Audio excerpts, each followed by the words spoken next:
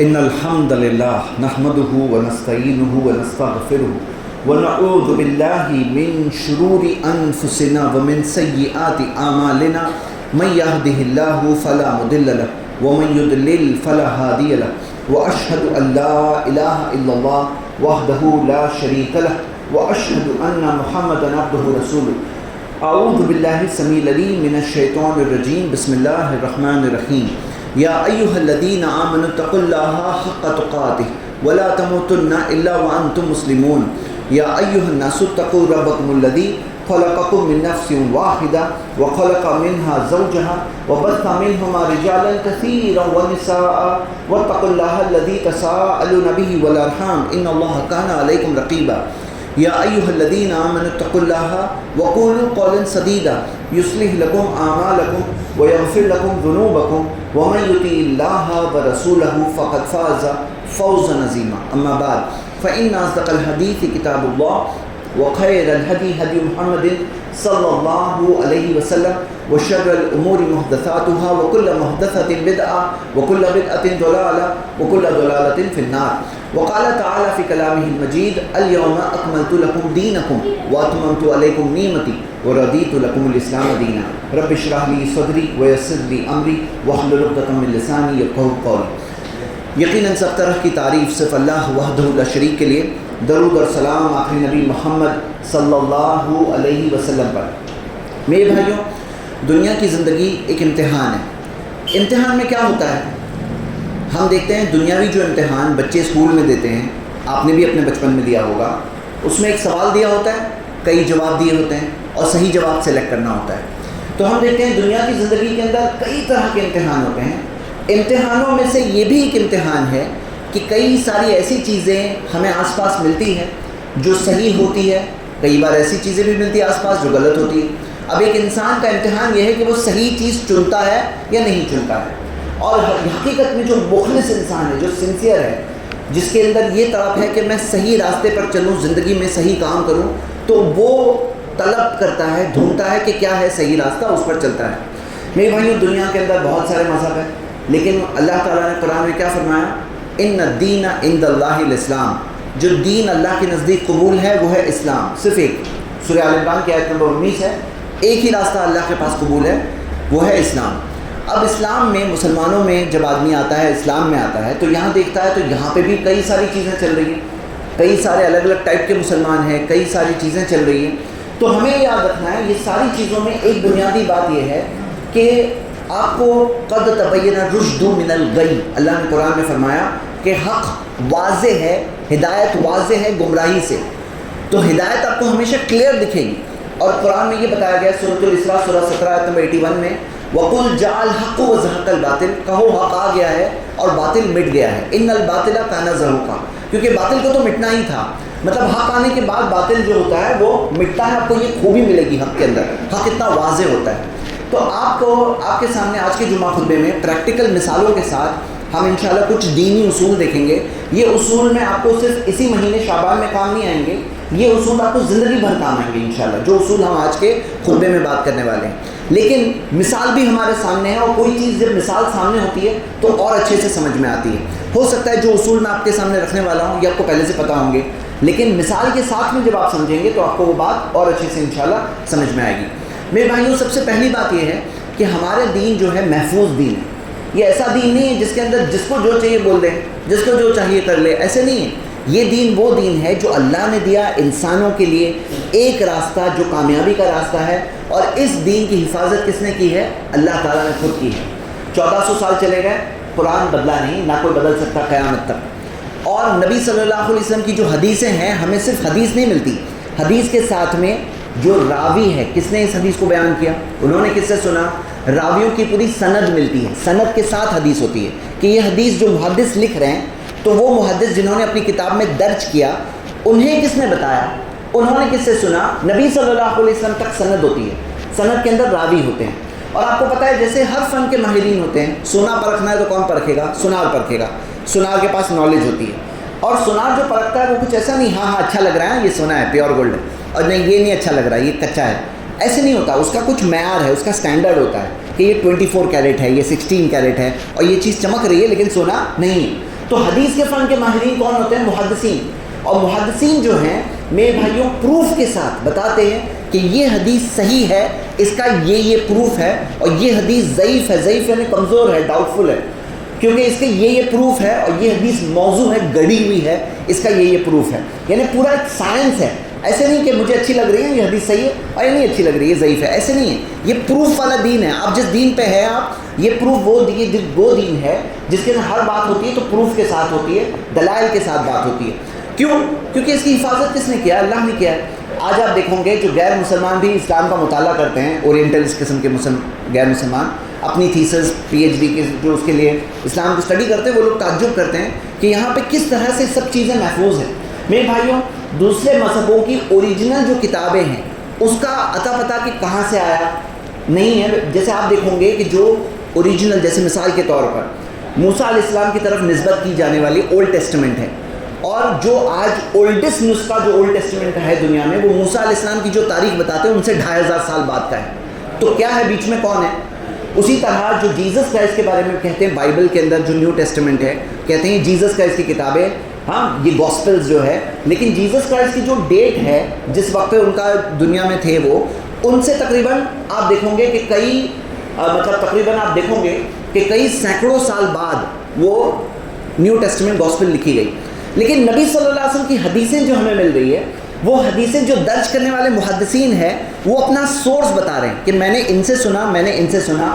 اور آپ کو پتا ہے کہ 6,40,000 سے زیادہ ایسے راویوں کی زندگیاں درج ہیں، وہ بھی سند کے ساتھ. ہمارے پاس صرف قرآن اور حدیث نہیں ہے، قرآن حدیث کے علاوہ رجال کی کتابیں بھی ہیں. رجال کی کتابوں میں کیا ہوتا ہے؟ یہ ایسے راویوں کے حال دیے ہوئے ہوتے ہیں. تو محدثین بتاتے ہیں کہ میرے پاس یہ پروف ہے کہ یہ راوی معتبر تھا. اس زمانے کے اتنے لوگوں کی گواہیاں ہیں کہ یہ معتبر راوی تھا، اور یہ راوی جھوٹا تھا، کذاب تھا، پکڑے گئے. اور کراس انالیسز ہوتی ہے کہ جیسے آپ کو پتا ہے کہ ایک ٹیچر ہے، ان کے 10 اسٹوڈنٹس ہیں. اب ٹیچر پڑھا رہے ہیں، 10 میں سے 9 ایک بات بول رہے ہیں، اور ایک نے اگر دوسری بات بولے تو وہ لوگ نوٹس کرتے، بولے کہ یہ جو 10واں ہے یہ کچھ اور بیان کر رہا ہے، ایک بات کبھی مسٹیک ہو سکتی ہے. لیکن بار بار دیکھ رہے ہیں یہ جو الگ اسٹوڈنٹ ہے یہ کچھ اور ہی بات بتا رہا ہے، اس کی گریڈنگ کم ہوتی جاتی ہے، اس کی گریڈنگ محدثین کی نظروں میں کم ہوتی ہے. یعنی ہمارے پاس صرف روایتیں نہیں ہیں بلکہ کراس انالیسس، سندوں میں کراس انالیسس چیکنگ ہوتی ہے. یہ میں بات کیوں بتا رہا ہوں؟ اس لیے بتا رہا ہوں کہ میرے بھائیوں ہمیں کس چیز پہ چلنا ہے؟ قرآن اور صحیح حدیث پہ چلنا ہے. جو صحیح حدیث ہے اس کے اوپر چلنا ہے. کیوں بھائی؟ ضعیف حدیث کے اوپر چلے کیوں نہ چلے؟ تو آپ کو میں بتاتا کہ اللہ کے علم میں سب چیزیں ہیں کہ نہیں ہیں؟ یقیناً ہے. اللہ تعالیٰ نے ہمیں کیا بتایا؟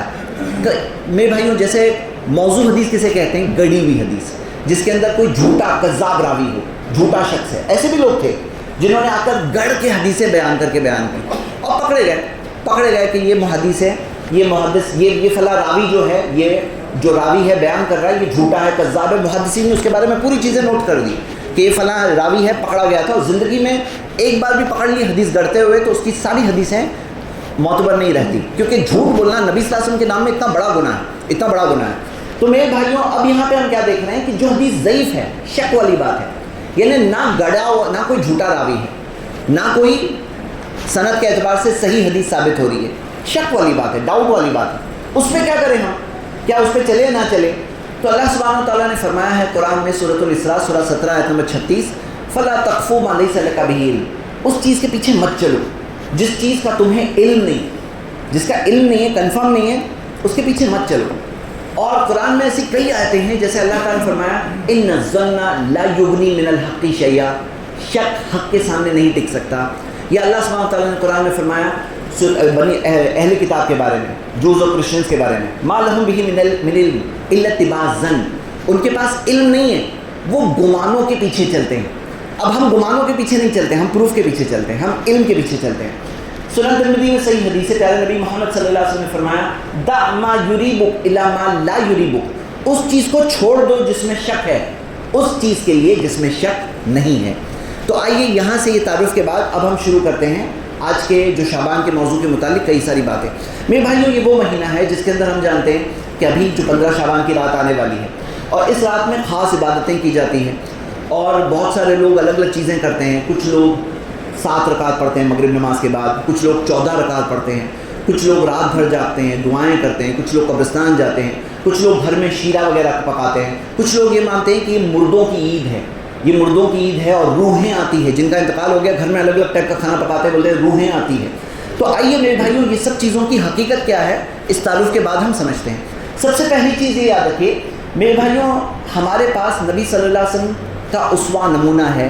نبی صلی اللہ علیہ وسلم کی چھوٹی سے چھوٹی ادائیں ہمارے پاس محفوظ ہے سند کے ساتھ، کہ جیسے مثال کے طور پر جب نبی صلی اللہ علیہ وسلم مصافحہ کرتے تھے تو کس طرح مصافحہ کرتے تھے، جب نبی صلی اللہ علیہ وسلم کسی سے ملتے تھے تو کیسے ملتے تھے، چلتے تھے تو کیسے چلتے تھے، سوتے تھے تو کیسے گال کے نیچے ہاتھ رکھ کے سوتے تھے، تمام چیزیں ملتی ہیں۔ اب وہ تمام اتنی ساری ڈیٹیلز کے اندر کہیں ایک بار نہیں ملتا کہ نبی صلی اللہ علیہ وسلم نے 15 شعبان کی رات میں یہ 7 رکعت نماز پڑھی، یہ کہیں کوئی ایک حدیث نہیں ملے گی آپ کو۔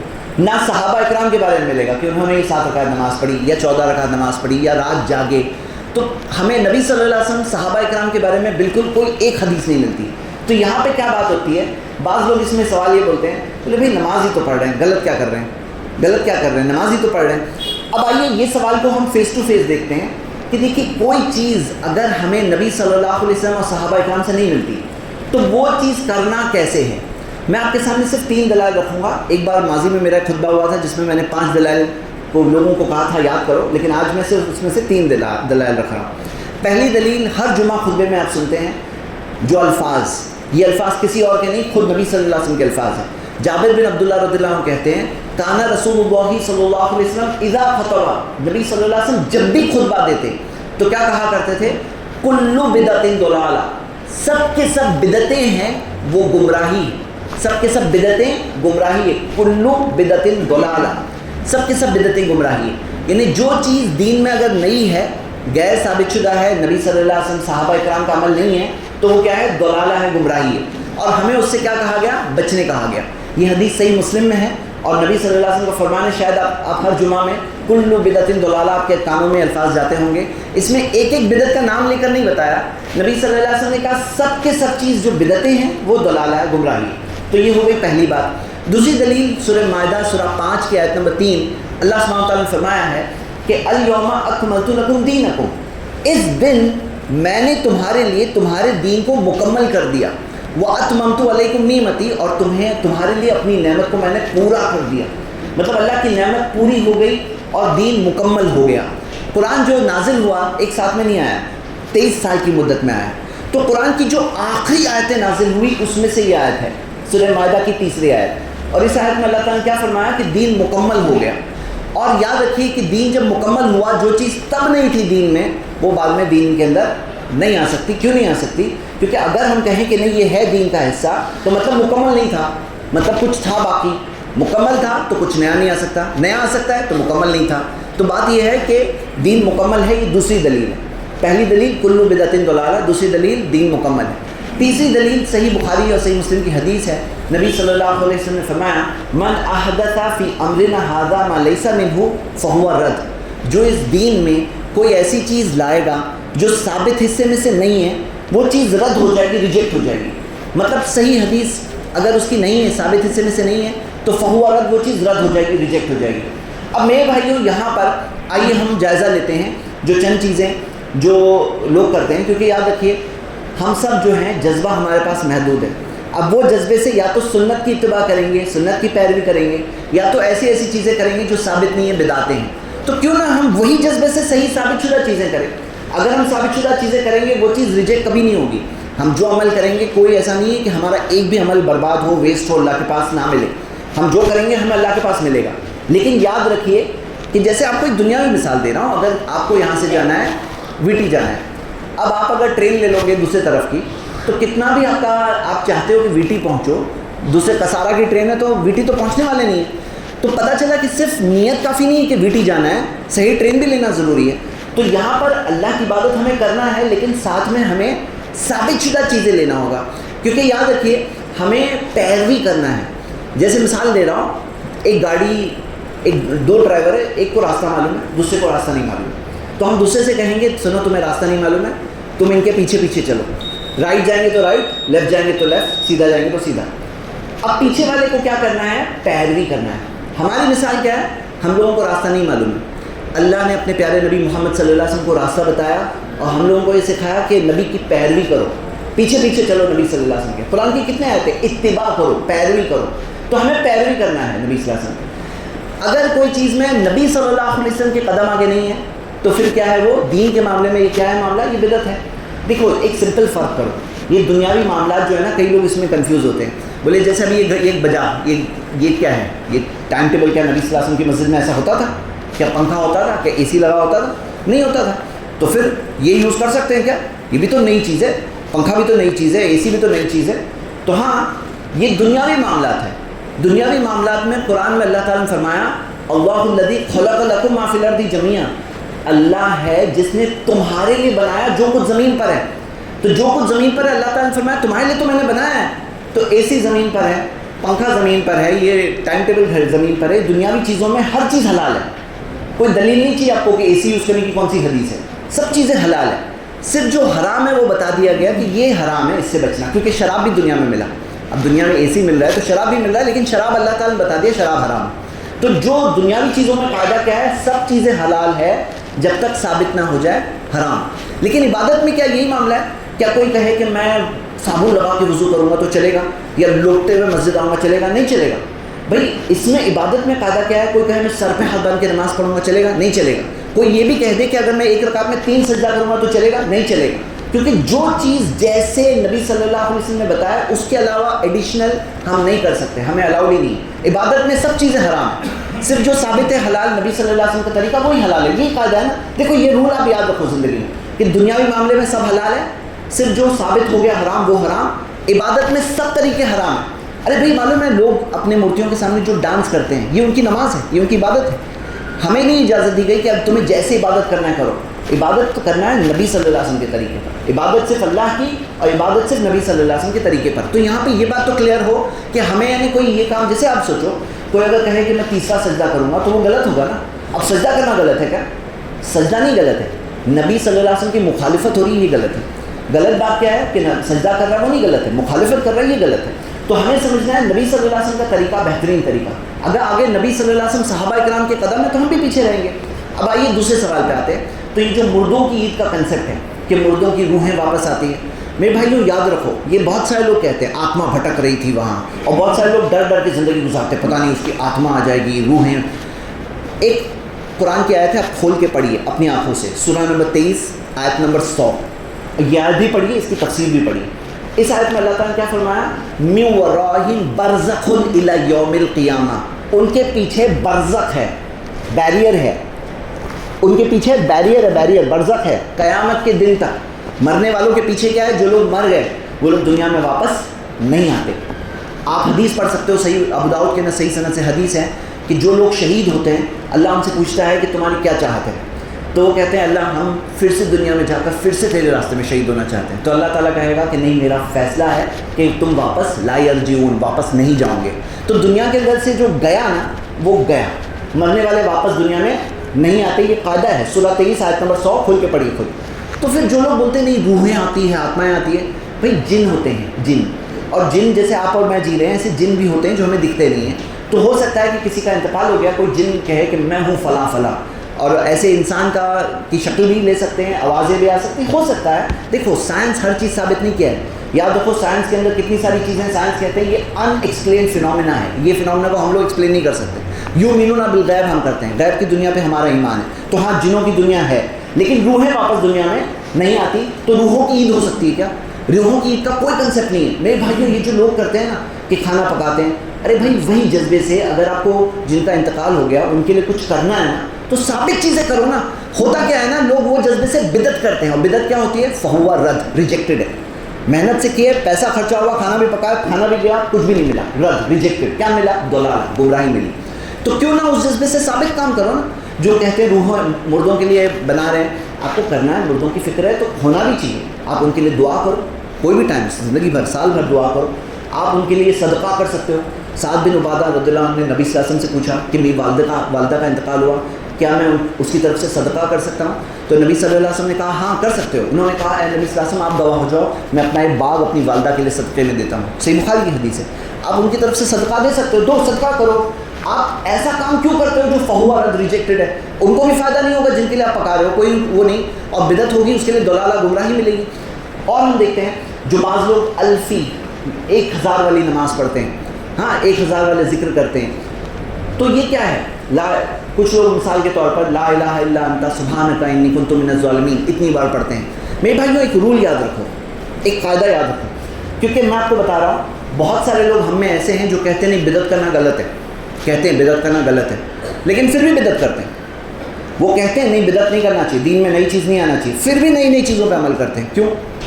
کیونکہ اس لیے کرتے ہیں وہ لوگ فرق نہیں کر پاتے, پہچان نہیں پاتے ہیں یہ سنت ہے یہ بدعت ہے. تو میں آپ کو ایک بات بتانا چاہتا ہوں, یہ سمپل چند منٹ ہمارے پاس ابھی خطبے کی بچی ہے, آپ لوگ دھیان دو. میں آپ کو 7 چیزیں بتا رہا ہوں, یہ 7 چیزیں جب ہوگی نا وہ چیز بدعت بن جائے گی. ایک عمل ہے نا بدعت بن جائے گا, آپ پہچان پاؤ. تاکہ نمبر 1 اس کا نمبر طے کرنا. نمبر, کوئی نمبر جو قرآن حدیث میں طے ہے وہ کریں گے. جیسے ابھی 2 رکعت کے نمبر کس نے دیا؟ نبی صلی اللہ علیہ وسلم نے دیا. ہم اذکار پڑھتے ہیں نماز کے بعد, سبحان اللہ الحمدللہ اللہ اکبر, اس کا نمبر کس نے دیا؟ نبی صلی اللہ علیہ وسلم نے دیا. جو اللہ کے رسول صلی اللہ علیہ وسلم دیتے ہیں سر آپ کو وہ بات قبول ہے, لیکن ہماری طرف سے ہم لوگ کوئی چیز کا نمبر نہیں دے سکتے جو قرآن اور حدیث میں نہیں ہے. مطلب مثال کے طور پر کوئی کہے بھائی لا الہ الا انت سبحانک انی کنت من الظالمین, یونس علیہ السلام نے پڑھے تھے, مچھلی کے پیٹ میں تھے, تو 1000 بار پڑھیں گے. یا بعض لوگ بولتے ہیں 1,24,000 بار پڑھو. تو یہاں بات یہ ہے کہ نہیں, یہ نمبر تب صحیح ہوگا اگر نبی صلی اللہ علیہ وسلم نے دیا. تو کسی امتی کو حق نہیں ہے کہ اپنی طرف سے نمبر لائے, ہمیں چاہیے نبی صلی اللہ علیہ وسلم کی طرف سے, تو ہم سب مانیں گے. دیکھو بات سمجھو, ابھی مثال کے طور پہ نوٹس ہیں, اب نئی نوٹیں چھپی ہے, کوئی اگر کہے کہ ایسا کرے کہ میں اس سے اچھی نوٹ بناؤں گا, کوئی اگر بولے کہ اس سے اچھی ڈیزائن بناؤں گا, اس سے اچھا کاغذ لوں گا, اس سے اچھی پرنٹنگ کروں گا, لیکن کیا وہ نوٹ چلے گی مارکیٹ میں؟ نہیں چلنے والی. مارکیٹ میں تو گورنمنٹ کی نوٹ چھپے گی, چلے گی, بھلے گورنمنٹ نئی نوٹ چھاپے تو بھی چلے گی, پرانی بھی چلے گی, لیکن گورنمنٹ کی چلے گی, ہماری طرف سے نوٹ نہیں چلے گی. یہاں سمجھنا کیا ہے میرے بھائیوں, دین کے اندر وہی چلے گا جو قرآن حدیث سے ہے, ہماری طرف سے ہم نہیں لا سکتے, وہ چیز قبول نہیں ہے, وہ چیز رد ہے, ریجیکٹڈ ہے. اب یہاں پہ کیا ہے, نمبر بھی قرآن حدیث سے ہونا چاہیے. بعض لوگ کیا دیکھتے ہیں, ارے بھائی درود پڑھ رہے ہیں, بعض لوگ 1000 بار درود پڑھنے کا بولتے ہیں یہ رات میں. ہم یہ کہتے ہیں درود پڑھنا تو اچھا کام ہے, لیکن یہ 1000 کا نمبر اگر نبی صلی اللہ علیہ وسلم نے فرمایا ہم سب کریں گے, نہیں ہے تو نہیں کریں گے. ہاں تو یہ بات سمپل ہے. دوسری چیز اس کا کرنے کا وقت, کوئی بولے یہ وقت کریں گے 15 شعبان کے دن کریں گے, اگر نبی صلی اللہ علیہ وسلم نے فرمایا ہم کریں گے, لیکن نبی صلی اللہ علیہ وسلم سے ایک بھی صحیح حدیث ثابت نہیں ہے اس تعلق سے کہ 15 شعبان کی رات میں ہمیں یہ کرنا ہے, 15 شعبان کی رات. تو جو بعض لوگ بتاتے ہیں ایکچولی کیا ہے, جو حدیثیں موجود ہے محدثین نے پوری بتایا ہے کہ یہ حدیث اس وجہ سے ضعیف ہے, اس کے اندر یہ راوی ہے. میرے بھائیوں بعض لوگ کیا ہے نا, ان کو جو مل جاتا ہے وہ کرتے ہیں. ایسا نہیں بناؤ اپنا معاملہ. بھائی آپ دنیا کے اندر برے اسمارٹ ہو, دنیا کے اندر کوئی چیز لو گے تو برابر چیک کرو گے کہ یہ ترکاری بھی آدمی خریدے گا تو چیک کرتا ہے کہ باسی سڑی ہوئی تو نہیں ہے, اچھی فریش ہے, کب کی ہے. لیکن دین کے اندر ایسا کیوں ہوتا ہے کہ لوگ چیکنگ ہی نہیں کرتے ہیں, تحقیق نہیں کرتے ہیں, حدیث ثابت ہے نہیں ہے, تو صحیح حدیث سے ثابت ہونا چاہیے وقت. اب یہ نہیں کہیں گے کہ عبادت ہی تو کر رہے ہیں, یہ دیکھنا چاہیے کہ یہ وقت کیا اللہ کے رسول صحابہ اکرام سے ثابت ہے یا نہیں ثابت ہے. تو یہ ہو گئی دوسری بات. تیسری چیز ہم دیکھتے ہیں کہ ایک تو نمبر وقت ہو گیا, نمبر 3 جگہ. بعض لوگ کوئی خاص عمل کی خاص جگہ بتائیں, تو جگہ بھی ہم وہی بتا سکتے ہیں جو قرآن حدیث میں ہے. جیسے مثال دیتا ہوں, طواف ہے, طواف کہاں کا طواف ہوگا؟ صرف کعبے کا طواف ہوگا. بعض ایسی جگہیں ہیں انڈیا میں جہاں لوگ طواف کرتے ہیں, اور جب ان سے کہا جائے کہ یہ کیا ہے تو کہتے ہیں دیکھو طواف تو ثابت ہے, لیکن کہاں کا ثابت ہے؟ کعبے کا طواف ثابت ہے, دوسری جگہوں کا طواف ثابت نہیں ہے, جگہ. نمبر 4 اس کو کرنے کا طریقہ جو طریقہ قرآن حدیث میں ہے وہی طریقہ ہونا چاہیے. جیسے آپ دیکھو گے بعض لوگ ایسی جگہوں پر بیٹھتے ہیں اور گردن کو جھٹکا دے دے کر اللہ اللہ ایسا کہتے ہیں. اب یہ طریقہ اگر نبی صلی اللہ علیہ وسلم کا ہے ہم سب کریں گے, صحابہ اکرام نے کیا ہم بھی کریں گے, لیکن کہیں قرآن حدیث میں نہیں ہے. یہ گول گردن کو جھٹکا دے کے اللہ اللہ کہنا نہیں ثابت ہے. تو یہ طریقہ بھی قرآن حدیث والا ہونا چاہیے, عمل بھی قرآن حدیث والا, طریقہ بھی قرآن حدیث والا ہے. بات سمجھنا ہے. 5ویں چیز وجہ, سبب. جیسے کوئی اگر آپ سے کہے کہ آؤ کھانے کے لیے آؤ, اب کھانا کھلانا اچھی چیز ہے بھائی ماشاء اللہ, لیکن اگر وہ کہیں کہ دیکھو 40 دن ہو گئے ہیں کسی کا انتقال ہوا تھا, 4 مہینے ہو گئے ہیں, 1 سال ہو گیا, تو یہاں سوال یہ اٹھتا ہے کہ یہ کیا نیا مسئلہ ہے, یا اس زمانے میں پرانے زمانے میں بھی انتقال ہوتا تھا, یا ابھی بس ان سالوں میں انتقال ہونے لگا ہے, تو نیا مسئلہ تو نہیں ہے. نبی صلی اللہ علیہ وسلم کے زمانے میں بھی انتقال ہوتا تھا. وہ لوگوں نے کیا کیا, تو وہ لوگوں نے 40ویں دن کوئی خاص کھانا نہیں رکھا, 4 مہینے کا کوئی کھانا نہیں رکھا, 1 سال کا نہیں رکھا. تو جو چیز نبی صلی اللہ علیہ وسلم نے کیا, اگر ہم اتنا ہی کریں گے کہ کافی نہیں ہے ہمارے لیے, نبی صلی اللہ علیہ وسلم کی پیروی کریں, کیا وہ اتنا کافی نہیں ہے؟ کافی ہے. تو ہمیں سمجھنا ہے یہ کھانا کھلانا ہے, آپ عام کھانا کبھی بھی کھلاؤ, لیکن اگر آپ فکس کر رہے ہو کہ اس وجہ سے سبب ہم آج کھانا کھلا رہے ہیں, تو وہ سبب بھی قرآن حدیث سے ہونا چاہیے، وہ ہے نبی صلی اللہ علیہ وسلم کا طریقہ۔ نمبر 5 ہو گئے۔ نمبر 6 ترتیب، کوئی کرنے کی ترتیب بھی وہی ہونی چاہیے جیسے نماز ہے، کوئی پیچھے کی چیز آگے، آگے کی چیز پیچھے کرے تو چلے گا؟ نہیں چلے گا۔ وضو میں آگے کا پیچھے، پیچھے کا آگے کرے چلے گا؟ نہیں چلے گا۔ ترتیب بھی وہی ہونی چاہیے، سیکوینس، ترتیب۔ اور 7واں پوائنٹ وہ ہے مٹیریل، جنس، مٹیریل۔ اب جیسے قربانی ہے تو قربانی میں جو جانور ہے وہی جانور ذبح ہو سکتے ہیں، وہی مٹیریل ہوگا۔ کوئی اگر کہے کہ میں مرغیاں ذبح کر دوں گا اتنی، تو نہیں چلے گا۔ تو یہ 7 چیزوں کی وجہ سے فکس کر کے جو قرآن حدیث میں نہیں ہو تو وہ چیز بدعت ہو جاتی ہے۔ اب بعض لوگ کیا دیکھتے ہیں، وہ کام کو دیکھتے ہیں، یہ نہیں دیکھتے کہ اس کا ٹائم، اس کا نمبر، اس کی جگہ، اس کا مٹیریل، اس کو کرنے کا طریقہ، اس کی کرنے کی وجہ، اس کو کرنے کی ترتیب اگر قرآن حدیث والی نہیں ہے تو وہ چیز ہو جائے گی بدعت۔ تو یہ بات تو سمجھنا ہے۔ آخری بات یہ میرے بھائیوں، یہ دین ہمارا پروف والا دین ہے۔ ایک انسان کے اندر یہی ہو کہ میں حق پر چلوں، صحیح بات کیا ہے وہ سمجھوں۔ پہلے اصول ہم نے یہ سمجھا آج کے خطبے میں کہ دین میں نئی چیز نہیں آ سکتی۔ دوسری چیز ہم نے دیکھا بدعت کو کیسے پہچاننا ہے۔ تیسری چیز ہم نے یہ بھی دیکھا کہ حدیث جو صحیح ہے اس صحیح حدیث پہ ہمیں چلنا ہے۔ اور یاد رکھیے کہ محدثین میں کبھی اختلاف ہوتا ہے، کوئی محدث کہہ رہے ہیں کہ حدیث صحیح ہے، حدیث ضعیف ہے، یاد رکھو پروف ایک ہی پاس ہوگا، یعنی یا تو حدیث صحیح ہے یا تو ضعیف ہے، دونوں نہیں ہو سکتی۔ تو اس کے اندر پروف کی بات جب ہو تو چیک کر سکتے ہیں، بات واضح ہوگی۔ لیکن اکثر لوگوں کو یہی نہیں معلوم ہے کہ حدیث پہ صحیح حدیث پہ چل رہا ہے، تو ہمیں وہ تعارف بہت ضروری تھا ہمارے لیے۔ یہ کچھ بنیادی اصول ہے۔ آخر میں ایک مثال دے کر ختم کروں گا۔ میرے بھائی یہ سوچو کہ ہم اسٹیشن کے بازو میں ہیں، تو اسٹیشن کی مثال لیتے ہیں۔ آپ ٹرین پکڑنے کے لیے اگر دیکھو کہ میری ٹرین آ گئی ہے اور پھر آپ اس کے پیچھے بھاگو، برج پہ چڑھو، نیچے اترو، بھاگو ٹرین کے پیچھے، پھر بھی نہ ملے، پوری محنت کرنے کے بعد بھی نہ ملے، تو کیسا معاملہ ہے؟ میں کہتا ہوں یہی مثال ہے بدعت کرنے والے کی۔ کیا معاملہ ہے؟ بدعت کرنے والا بہت محنت کرتا ہے لیکن لاسٹ میں اس کو کیا ملتا ہے؟ کچھ نہیں ملتا۔ تو قرآن کی ایک آیت پڑھ رہا ہوں، اللہ تعالیٰ نے فرمایا قُلْ هَلْ نُنَبِّئُكُمْ بِالْأَخْسَرِينَ أَعْمَالًا، کہو کہ کیا میں تمہیں بتاؤں اعمال کے معاملے میں سب سے زیادہ نقصان کس کا ہوا؟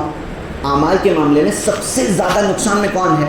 الَّذِينَ ضَلَّ سَعْيُهُمْ فِي الْحَيَاةِ الدُّنْيَا، جن کی کوششیں دنیا میں رائگاں جا رہی تھی، ضائع ہو رہی تھی، ویسٹ ہو رہی تھی۔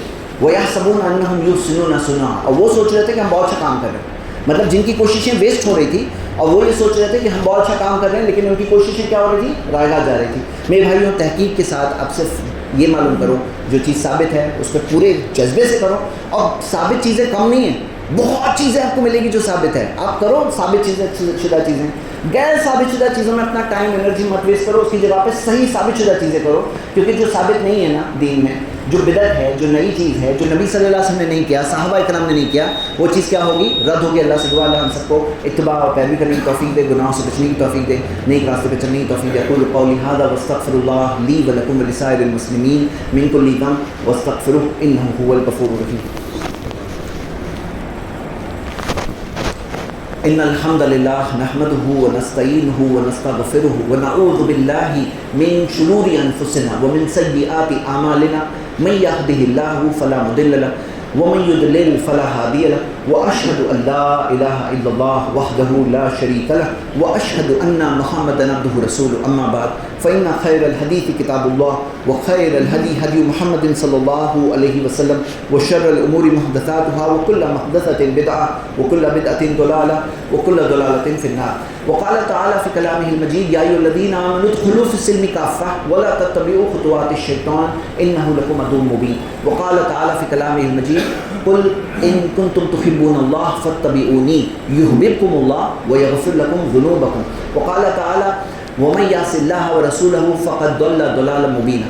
وقال تعالى ادعو الى سبيل ربك بالحكمة والموعظة الحسنة وجادلهم بالتي هي احسن ان ربك هو اعلم بمن ضل عن سبيله وهو اعلم بالمهتدين۔